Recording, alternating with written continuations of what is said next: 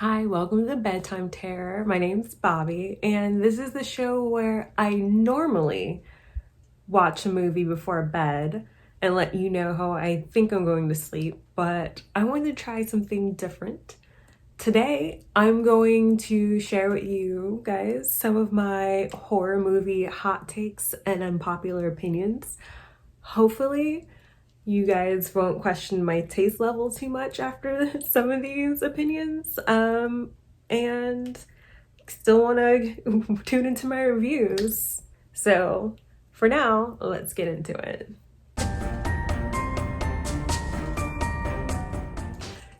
So, hot take number one is going to be about the Poughkeepsie tapes. For those of you who know about the movie, you may also know about its reputation for being one of the most disturbing, depraved movies that there has ever been. It was so disturbing, they couldn't get any distributing to release the film. So yeah, it has that reputation, right? So I originally had first seen this movie 8 years ago on YouTube, of all places, for free. This is why I like watching YouTube horrors. But yeah, I remember watching it with some friends 8 years ago and being totally unaffected. And I decided to watch it again about 8 months ago to see if maybe it was just me at the time being goofy and not in the mood, and if it was really as bad and boring and underwhelming as I remembered it to be. And it may be this movie, honestly, it's such a conundrum to me, because is it a disturbing premise and details? Yes. Is there very creepy visuals? Yes. But is it actually scary? In moments, I guess. Like, yes, the idea is scary, but it wasn't actually that scary, and at points very boring and lagged, even though it was only an hour and 20 minutes. Like, I don't know, maybe it's just me. I thought that the killer, once he started like speaking, especially, became comical. Like, there was nothing intimidating about him the moment he started speaking. And these investigators were like making this man sound like he was a cross between Hannibal Lecter and like Jigsaw. And I'm just like, you guys, I'm not buying that this man is some super evil serial killer genius. Like, I'm just not seeing it. Especially like a guy with a plague doctor mask and a frilly collar and a cape. Come on now. Like, I'm just not. I'm sorry. There was just, yes, there were moments that were disturbing. Yes, it has some creepy visuals.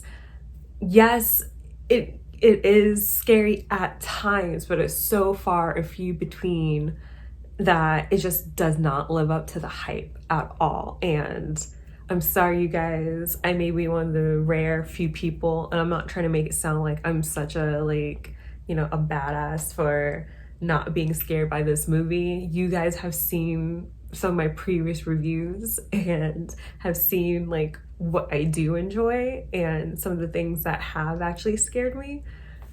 This movie is not it. Sorry. On to hot take number two. Again, you guys may question my taste level, but I honestly thought Jackie Earle Haley as Freddy Krueger was good.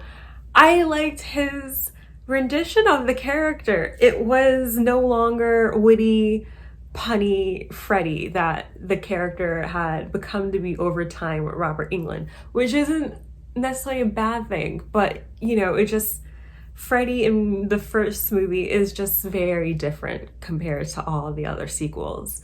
And instead, like, Jackie Earle Haley, he was honestly intimidating.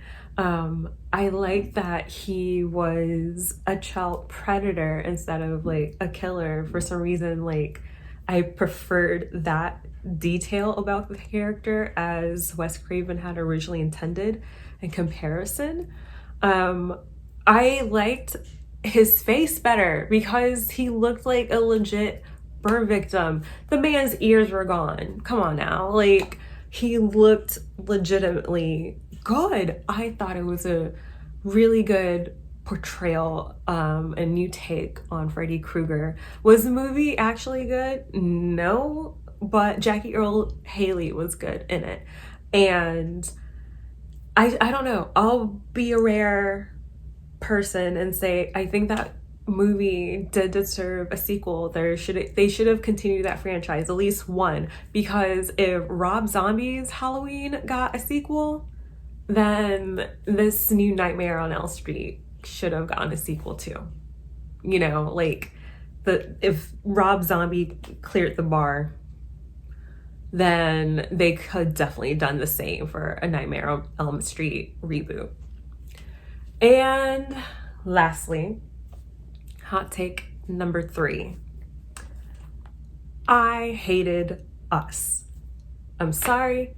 I know, like, everyone loved that movie. I have yet to meet a person that did not like that movie, but I thought it was ridiculous.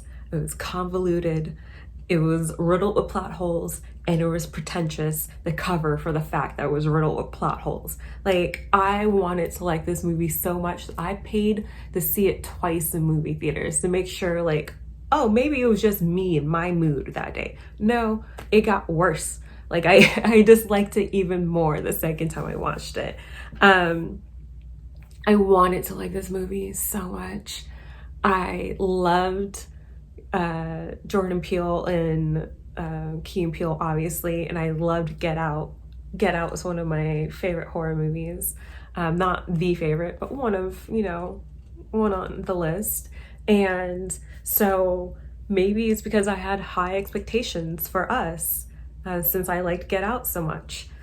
And not only that, but it's like I wanted to support this movie because it was a Black-led movie with a Black family in a horror setting, which is something completely new and different that we have never seen, especially on such a mainstream stage before. And so I went to that movie so excited, and it started off good. I was there for it, but as the movie progressed and it went on, it was so dumb. I was like, none of this ever, like, none of it made sense. None of it made sense. I felt like we had to suspend imagination way too much for this convoluted story. It made no sense. I feel like, and I fear that eventually Jordan Peele may run into the same problem that M. Night Shyamalan has, and just make like really long, what should be an episode of The Twilight Zone is then stretched into a movie, and the premise and the concepts there, the execution lacks. I'm still going to hold out hope for his new movie. Nope.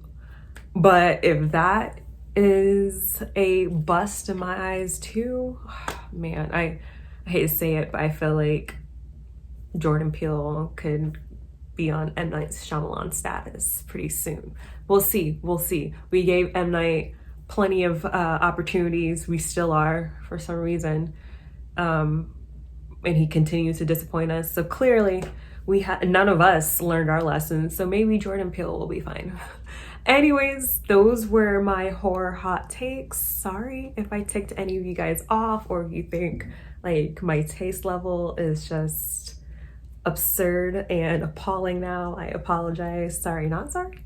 But yeah, let me know if there was any that you agreed with, any that you disagreed with, why. What are some of your horror hot takes also? Share with me in the comments down below. I want to hear what you guys have to say. Maybe, you know, I'll respond to them. We'll see.